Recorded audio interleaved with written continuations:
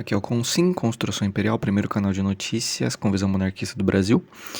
E a notícia vai ser sobre a Gleisi Halsemann, a amante, que tomou posse como ministra do Lula. Só que o ponto crucial que eu queria comentar é o seguinte: é claro que tudo isso aqui é uma papagaiada. Primeiro que isso aqui tem dois cenários, tá? Primeiro é uma visão de como está a política hoje, segundo como que seria na monarquia.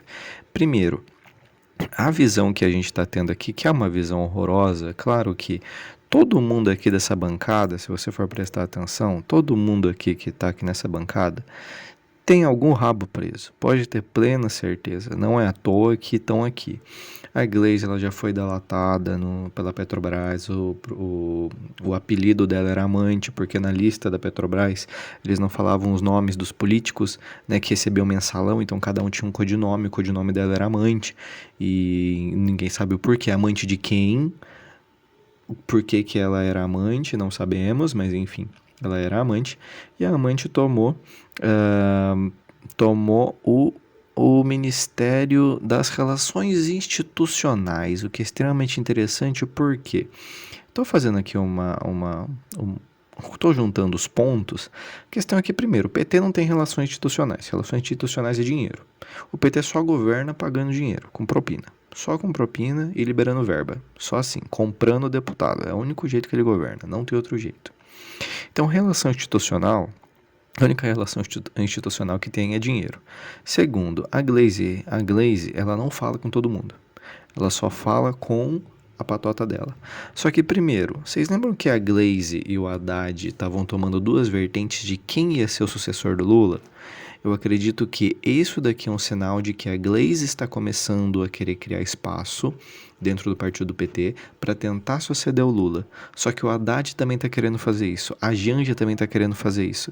Aquele cara lá de Pernambuco, se eu não me engano, também está querendo ser o sucessor do Lula. Aquele que é o namorado da... Ah, o namorado daquela sonsa lá que foi candidata a prefeita aqui em São Paulo, esqueci o nome. Também é irrelevante também.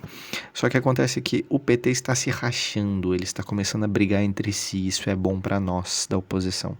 Se uma organização ela se divide e começa a brigar entre si, isso é bom porque eles estão fadados à destruição. Se a direita fizer um trabalho bem feito, a direita vai conseguir ficar no poder muito tempo depois que o Lula morrer. Quer dizer, depois que o Lula sair do poder. For impeachmentado no caso. Mas enfim, a questão é que, primeiro, ela está criando esse espaço para tentar dialogar. Segundo, a relação institucional é só dinheiro, não tem outra relação institucional. De resto, o que eu queria apontar é o seguinte: o PT está em muito desespero. Por quê? Opa, não é aqui, é aqui. Porque eu estava dando uma olhada em quantos ministros que o Lula tem do PT. Por quê? Basicamente, uma das formas de você conseguir comprar apoio institucional é você dar ministérios, né? Isso a esquerda sempre fez no Brasil. Só que dos 37 ministérios, que já é muita coisa no Brasil, o correto seria em torno de 10 a 19, acho que o Bolsonaro tinha 19, se eu não me engano. 10 são oficialmente do PT. Um é a Marina Silva, que também é do PT.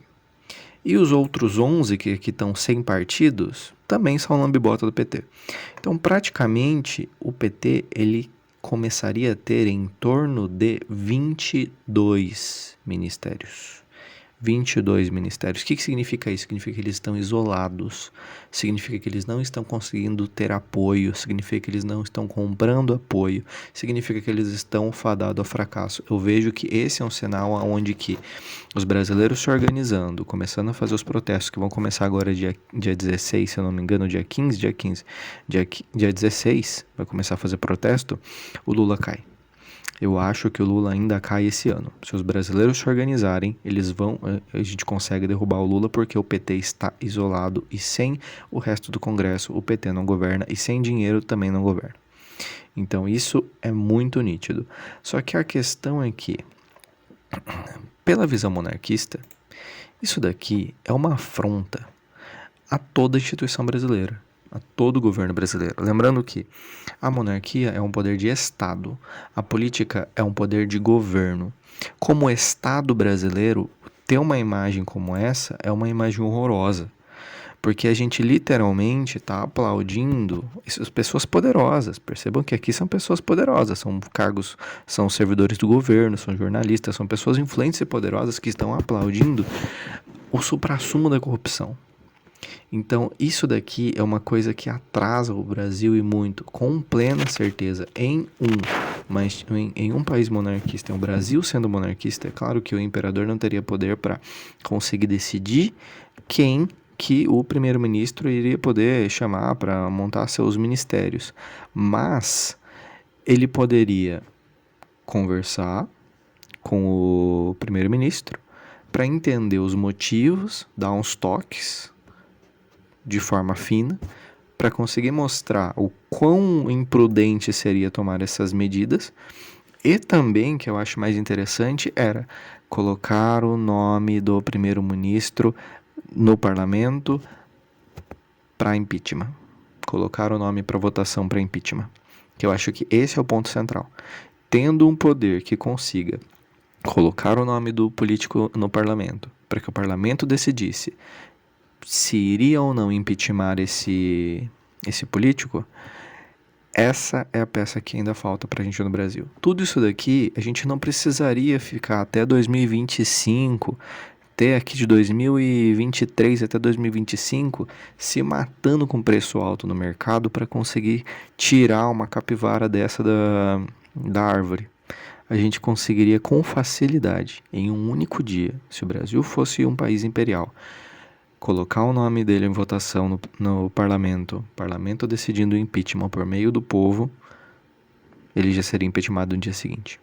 Em menos de 2 dias, tudo isso seria resolvido e a gente não teria uma porrada de dinheiro gasto à toa, uma economia enfraquecida, uma inflação descontrolada, uma visão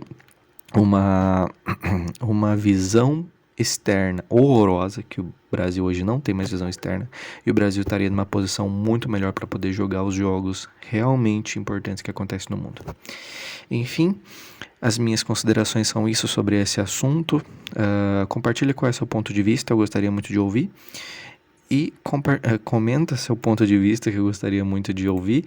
Compartilhe com quem você acha interessante e até mais.